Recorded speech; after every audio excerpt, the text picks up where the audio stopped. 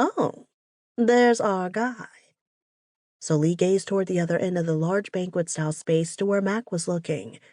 Burton stood there, leaning casually with one shoulder against a wall, watching her.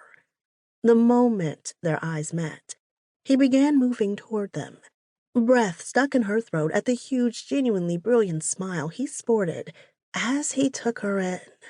It totally undid her. Nice outfit. She looked down her body at the tasteful but short red dress she'd sported today. The top was hand-embroidered with swirls and little flowers, done in a darker hue than the dress itself. Mid-thigh, the cut was tasteful yet sassy. Matching red strappy sandals completed the ensemble. Thank you. She gave him a hug, as was her habit. The moment he touched her, the jangling nerves quieted. She'd have to give that some thought. After. The typical warmth and safety of being in Bert's arms remained, even after he'd gone on to hug Mac. See anything interesting today?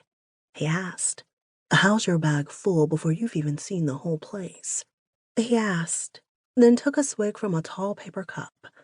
The faint scent of coffee and caramel declared his favorite poison. Caramel macchiato with double whipped cream. I saw a cool set of surgical steel fingertip claws from my niece. Yeah, and that's probably the only thing she didn't buy yet, Mac teased. Oh, hush. Anyway, I got a unique pair of cuffs, too.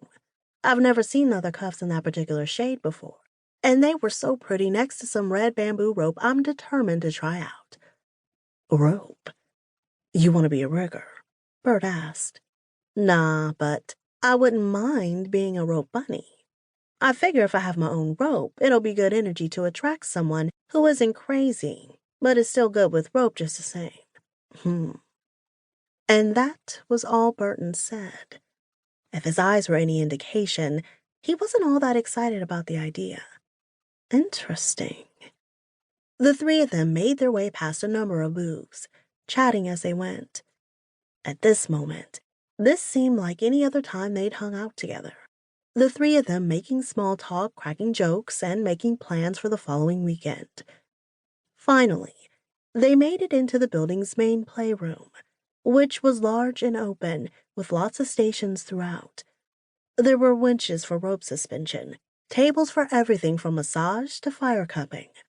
For the edge players, there were spots for impact play, padded X's called St. Andrew crosses, as well as a crap ton of spanking benches, which reminded Solie of little padded picnic tables.